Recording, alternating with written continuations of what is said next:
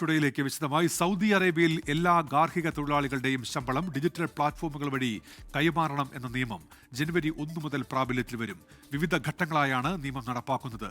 പുതിയ വിസയിലെത്തുന്ന ഗാർഹിക തൊഴിലാളികൾക്ക് 1.5 വർഷം മുൻപ് നിയമം ബാധകമാക്കിയിരുന്നു.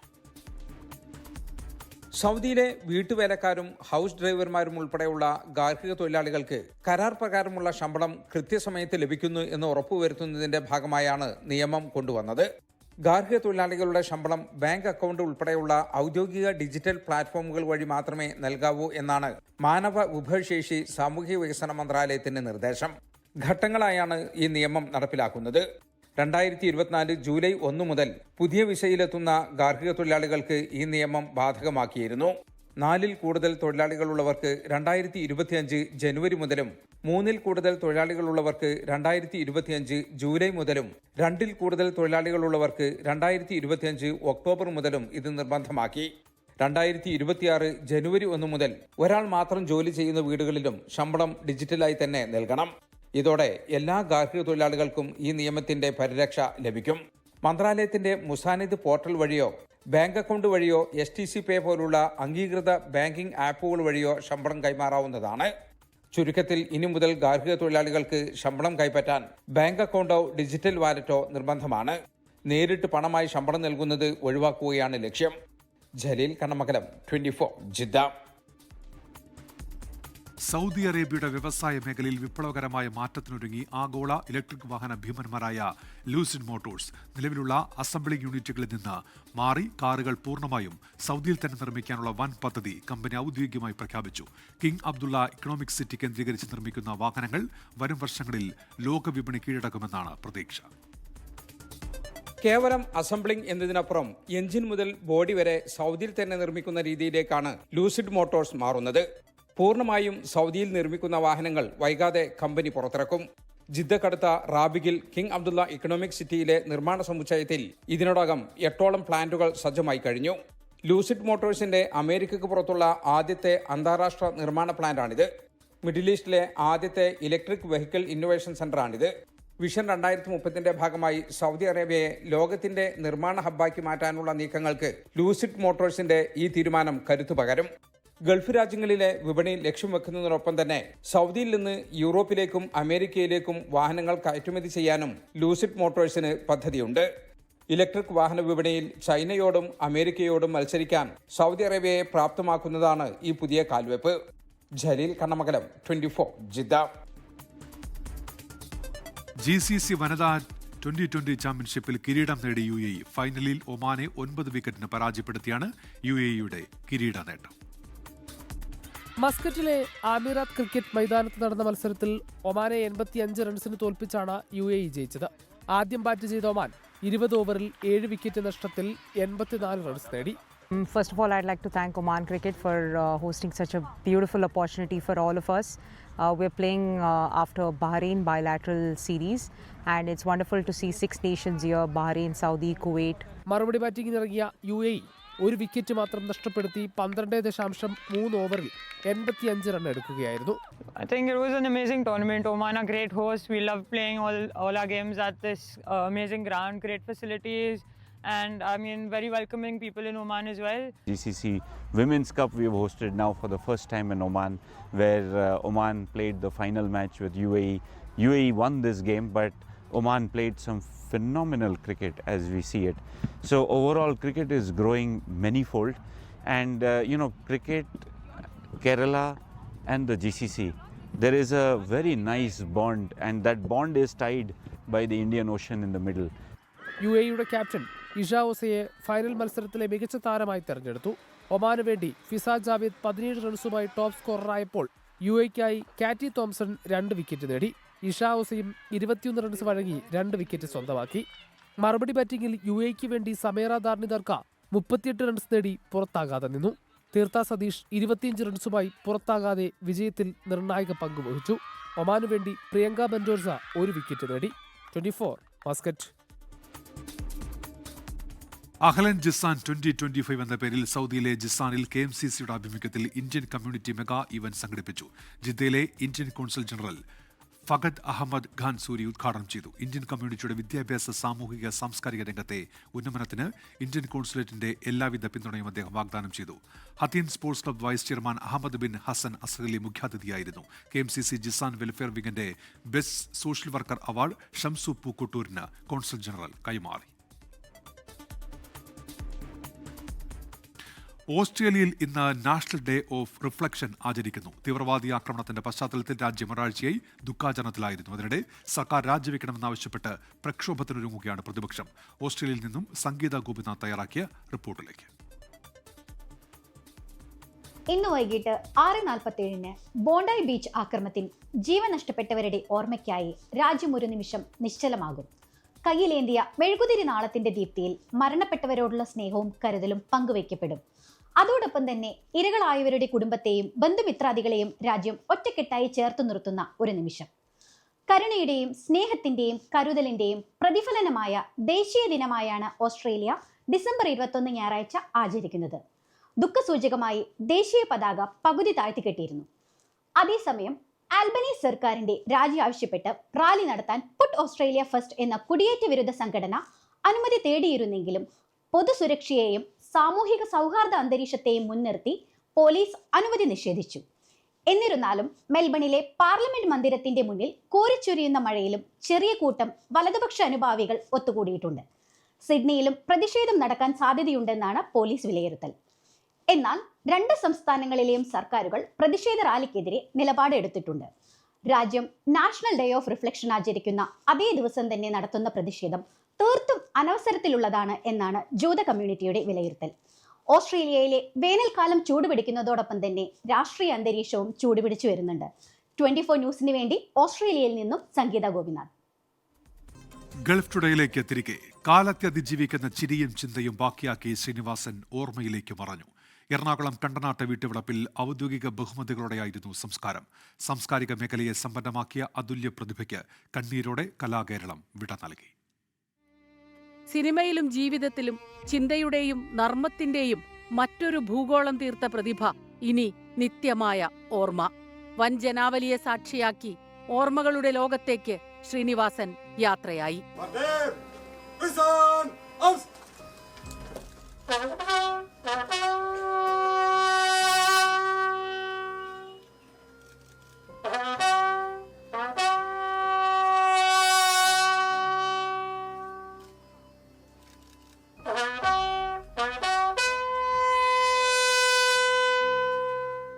ജീവിതവഴിയിൽ എന്നും താങ്ങും തണലുമായിരുന്ന ഭാര്യ വിമല പ്രിയതമന് അന്ത്യയാത്രാമൊഴി നൽകിയത് ചുറ്റുമുള്ളവരുടെ കണ്ണുകളെ ഈറനണിയിച്ചു.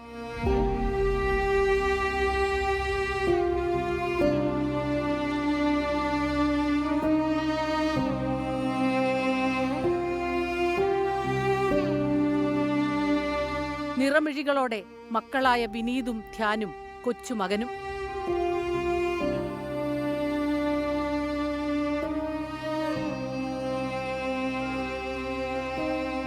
മുഷ്ടി ചുരുട്ടി ധ്യാനിന്റെ അന്ത്യാഭിവാദ്യം. വിനീതാണ് ചിതയ്ക്ക് തീ കൊളുത്തിയത്.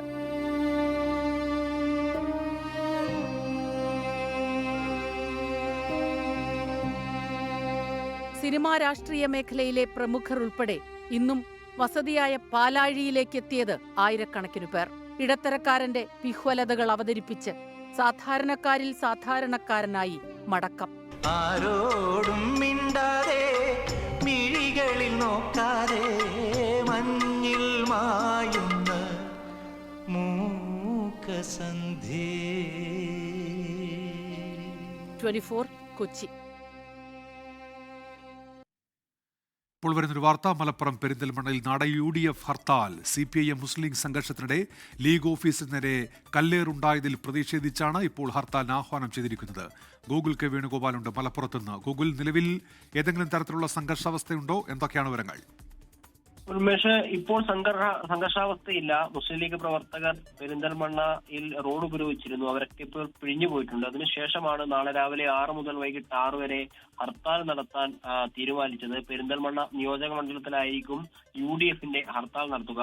ഈ പെരിന്തൽമണ്ണ മുനിസിപ്പാലിറ്റിയിൽ 30 വർഷങ്ങൾക്ക് ശേഷം UDF അധികാരം പിടിച്ചതിന്റെ ആഹ്ലാദ പ്രകടനം ആയിരക്കണക്കിന് പ്രവർത്തകരെ പങ്കെടുപ്പിച്ചുകൊണ്ട് വൈകിട്ട് നടത്തുകയുണ്ടായി.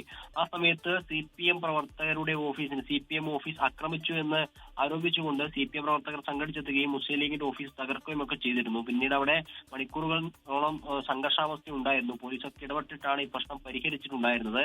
നജീബ് കാന്തപുരം MLA നേതൃത്വത്തിലായിരുന്നു റോഡ് ഉപരോധിച്ചുകൊണ്ട് പ്രതിഷേധ പ്രകടനം അവർ നടത്തിയത്, പ്രതിരോധിച്ചിട്ടുണ്ടായിരുന്നത്. ഈ CPM പ്രവർത്തകരെ, ലീഗിന്റെ ഓഫീസ് തകർത്ത CPM പ്രവർത്തകരെ അറസ്റ്റ് ചെയ്യാതെ പിന്തിരിഞ്ഞു പോകില്ല എന്നായിരുന്നു അവർ പറഞ്ഞിരുന്നതെങ്കിലും ഇപ്പോൾ അവർ പിരിഞ്ഞു പോയിട്ടുണ്ട്. പിന്നീടായിരുന്നു ഹർത്താൽ നടത്താൻ തീരുമാനമെടുത്തത്. രാവിലെ 6 മുതൽ വൈകിട്ട് 6 വരെ പെരിന്തൽമണ്ണ നിയോജക മണ്ഡലത്തിലാണ് UDF ഹർത്താൽ ഇപ്പോൾ ആഹ്വാനം ചെയ്തിട്ടുള്ളത്. ശരി, ഗൂഗിൾ വേണുഗോപാലാണ് വിവരങ്ങൾ നൽകിയത്.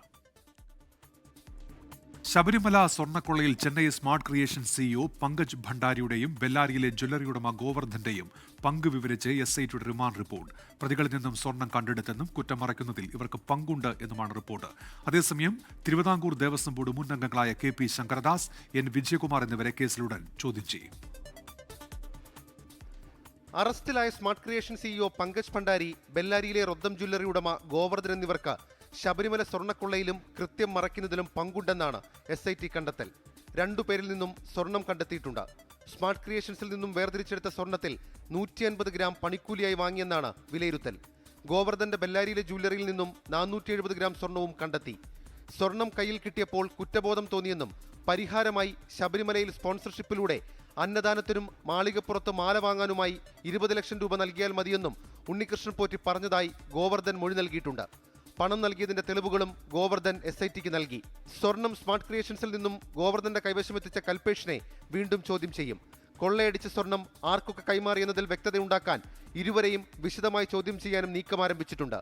ഇവർക്ക് ദേവസ്വം ജീവനക്കാരുമായുള്ള ബന്ധത്തെക്കുറിച്ച് വിശദമായ അന്വേഷണം നടത്തും. ഉന്നതരുടെ പങ്കിനെക്കുറിച്ച് SIT അന്വേഷണം ഊർജിതമാക്കിയിട്ടുണ്ട്. മുൻ ദേവസ്വം ബോർഡ് അംഗങ്ങളായ ശങ്കർദാസ്, വിജയകുമാർ എന്നിവരെ ഉടൻ ചോദ്യം ചെയ്യും. 24 തിരുവനന്തപുരം. ശബരിമല വിമാനത്താവള പദ്ധതിയിൽ സർക്കാരിന് തിരിച്ചടി. ഭൂമി ഏറ്റെടുക്കാൻ സർക്കാർ പുറപ്പെടുവിച്ച വിജ്ഞാപനം ഹൈക്കോടതി റദ്ദാക്കി. 2570 ഏക്കർ ഭൂമി ഏറ്റെടുക്കേണ്ടതിന്റെ സാഹചര്യമെന്തെന്ന് ഹൈക്കോടതി ചോദിച്ചു. ഭൂമിയുടെ ആവശ്യം സർക്കാരിന് ശാസ്ത്രീയമായി തെളിയിക്കാൻ കഴിഞ്ഞില്ല എന്നും കോടതി ചൂണ്ടിക്കാട്ടി. ശബരിമല ഗ്രീൻഫീൽഡ് വിമാനത്താവളത്തിനായി 2570 ഏക്കർ ഭൂമി ഏറ്റെടുക്കാനാണ് സർക്കാർ വിജ്ഞാപനമിറക്കിയത്. എന്നാൽ എയർപോർട്ട് അതോറിറ്റി ഓഫ് ഇന്ത്യയുടെ കണക്കനുസരിച്ച് വലിയ വിമാനങ്ങൾ ഇറങ്ങുന്ന വിമാനത്താവളങ്ങൾക്ക് പോലും 1200 ഏക്കർ മതിയാകുമെന്ന് കോടതി നിരീക്ഷിച്ചു. ഭാവി വികസനം മുന്നിൽ കണ്ടാണ് 2570 ഏക്കർ ഭൂമി കണക്കാക്കിയത് എന്ന സർക്കാർ വാദവും കോടതി തള്ളി. എന്തൊക്കെയാണ് വികസന പ്രവർത്തനങ്ങളെന്ന് റിപ്പോർട്ടിൽ പറഞ്ഞിട്ടില്ല എന്ന് കോടതി ചൂണ്ടിക്കാട്ടി.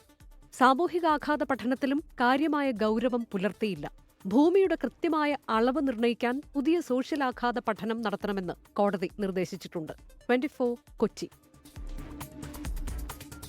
സംസ്ഥാനത്തെ തദ്ദേശ സ്ഥാപനങ്ങളിലേക്ക് പുതുതായി തിരഞ്ഞെടുക്കപ്പെട്ട അംഗങ്ങൾ സത്യപ്രതിജ്ഞ ചെയ്തു. രാവിലെ 10-ന് ത്രിതല പഞ്ചായത്ത് നഗരസഭാംഗങ്ങളും 11:30-ക്ക് കോർപ്പറേഷൻ കൌൺസിലർമാരും സത്യപ്രതിജ്ഞ ചെയ്തു. ഭരണസമിതികളുടെ ആദ്യ യോഗവും ചേർന്നു. മിക്കയിടത്തും വൻ ആഹ്ലാദ പ്രകടനത്തോടെയാണ് അതത് തദ്ദേശ സ്ഥാപനങ്ങളിലേക്ക് അംഗങ്ങൾ സത്യപ്രതിജ്ഞയ്ക്ക് എത്തിയത്. തിരഞ്ഞെടുക്കപ്പെട്ടവരിൽ ആദ്യം സത്യപ്രതിജ്ഞ ചെയ്ത മുതിർന്ന അംഗം മറ്റുള്ളവർക്ക് സത്യവാചകം ചൊല്ലിക്കൊടുത്തു. AK ഹഫീസ് എന്ന ഞാൻ നിയമാനുസരണം നടപ്പാക്കിയ ഇന്ത്യൻ ഭരണഘടനയോട് യഥാർത്ഥമായ വിശ്വാസവും കൂറും പുലർത്തുമെന്നും. പലയിടത്തും UDF അംഗങ്ങൾ ഭരണഘടനയേന്തി സത്യപ്രതിജ്ഞ ചെയ്തു. അയ്യപ്പന്റെ പേരിൽ സത്യപ്രതിജ്ഞ ചെയ്തവരും സത്യവാചകത്തിന് ശേഷം ശരണം വിളിച്ചവരുമുണ്ട്. തിരുവനന്തപുരം കോർപ്പറേഷനിൽ BJP അംഗം കരമന അജിത്തിന്റെ സത്യപ്രതിജ്ഞ സംസ്കൃതത്തിലായിരുന്നു. തിരുവനന്തപുരം മഹാനഗരപാലികായാः സദസ്യത്വേന നിർവാചിതാः കാസർഗോഡ് ദേലമ്പാടി പഞ്ചായത്തിൽ സ്വതന്ത്രനെ പിന്തുണച്ച് കോൺഗ്രസും BJPയും മുദ്രാവാക്യം വിളിച്ചത് കൗതുകമായി. CPIM വിമതനായി മത്സരിച്ച മുൻ ലോക്കൽ സെക്രട്ടറി രത്തൻകുമാറിനായാണ് മുദ്രാവാക്യം.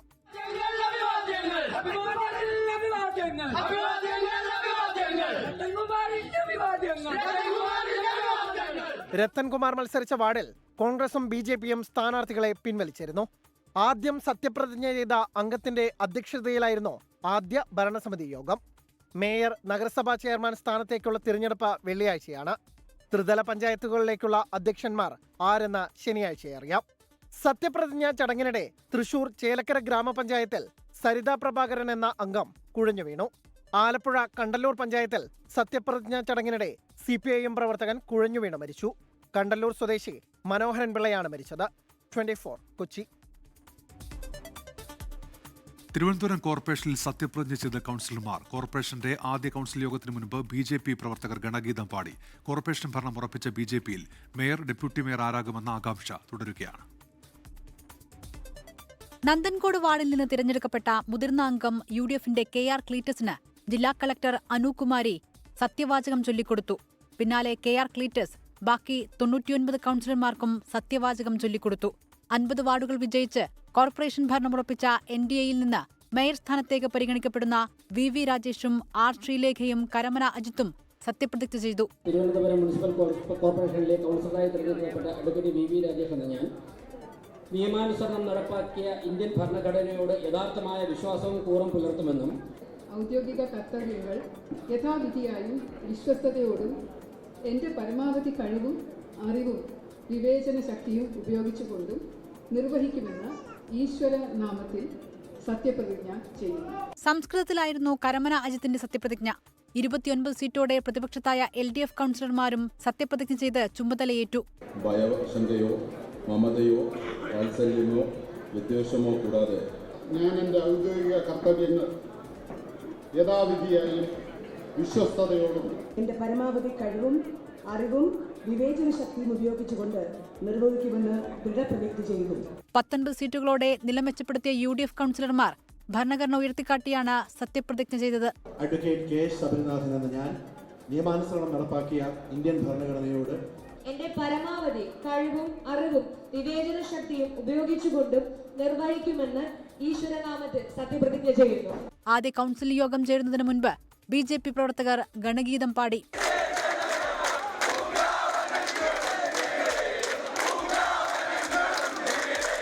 സംസ്ഥാനത്ത് പലയിടങ്ങളിലും CPIM കോൺഗ്രസ് ബാന്ധവമെന്നും തിരുവനന്തപുരത്ത് ചർച്ചകളിലൂടെ മേയറെ തീരുമാനിക്കുമെന്നും BJP സംസ്ഥാന അധ്യക്ഷൻ രാജീവ് ചന്ദ്രശേഖർ. BJP അധികാരത്തിലെത്തുന്നത് കോൺഗ്രസിന്റെ സഹായത്തോടെയെന്ന് CPIM ജില്ലാ സെക്രട്ടേറിയറ്റ് അംഗം SP ദീപക് പറഞ്ഞു. ക്രിയാത്മക പ്രതിപക്ഷമായി UDF പ്രവർത്തിക്കുമെന്ന് K. ശബരിനാഥൻ പറഞ്ഞു. സ്വതന്ത്രരായി വിജയിച്ച പാട്ടൂർ രാധാകൃഷ്ണനും സുധീഷ് കുമാറും സത്യപ്രതിജ്ഞ ചെയ്തു. സ്ഥാനാർത്ഥി മരിച്ചതിനാൽ വിഴിഞ്ഞം വാർഡിൽ തിരഞ്ഞെടുപ്പ് നടന്നിരുന്നില്ല. 24 തിരുവനന്തപുരം. ഗൾഫ് ടുഡേയിലേക്ക് തിരികെ. ദീർഘദൂര യാത്രയ്ക്കുള്ള ടിക്കറ്റ് നിരക്കുകൾ വർദ്ധിപ്പിച്ച റെയിൽവേ. 215 കിലോമീറ്ററിന് മുകളിലുള്ള യാത്രകളുടെ നിരക്ക് കൂട്ടി.